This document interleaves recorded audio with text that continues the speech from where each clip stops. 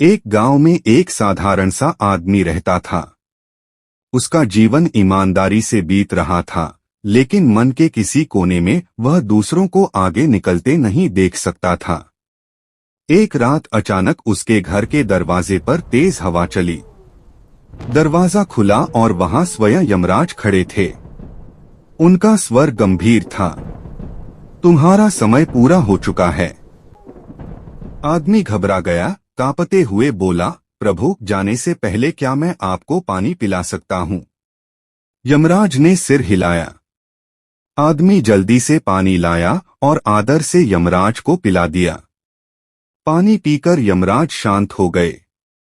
यमराज बोले, तुमने मुझे पानी पिलाया है, इसके बदले मैं तुम्हें 5 मिनट देता हूँ। उन्होंने एक डायरी और पेन आदमी को थमा दिए। इस डायरी में जो लिखोगे वही होगा।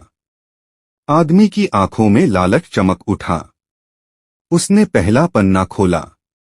उसमें लिखा था, बाएं हाथ वाले घर में रहने वाले व्यक्ति की बड़ी लॉटरी लगने वाली है। आदमी ने सोचा, अगर उसके पास पैसा आ गया तो मैं छोटा रह जाऊंगा। उसने तुरंत लिख दिया, इस व्यक्ति की लॉटरी न लगे। उसने दूसरा पन्ना खोला। उसमें लिखा था, दाएं हाथ वाले घर का एक युवक भविष्य में बड़ा नेता बनेगा। आदमी के मन में ईर्ष्या जागी। उसने फिर लिख दिया, यह व्यक्ति बड़ा नेता न बने। अब उसने तीसरा पन्ना खोला। लिखा था, सामने वाले परिवार के घर जल्द ही नई गाड़ी आएगी। आदमी ने बिना सोचे फिर लिख दिया, इस परिवार को गाड़ी न मिले। अब उसने चौथा पन्ना खोला। यह पन्ना बिल्कुल खाली था। यही वह पन्ना था जहां वह अपनी इच्छा लिख सकता था। स्वास्थ्य, परिवार, जीवन, कुछ भी। लेकिन जैसे ही उसने पेन उठाया, यमराज ने अचानक डायरी और पेन उसके हाथ से ले लिए। यमराज गंभीर स्वर में बोले, तुम्हारे 5 मिनट पूरे हो चुके हैं।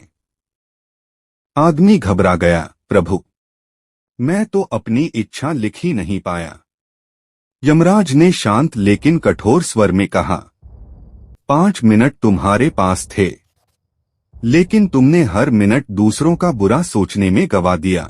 जिसे अपनी भलाई से ज्यादा दूसरों का नुकसान दिखता है, वह अपनी किस्मत खुद ही खाली छोड़ देता है। इतना कहकर यमराज उसे साथ ले गए। नैतिक शिक्षा, जो समय हमें अपने जीवन को बेहतर बनाने के लिए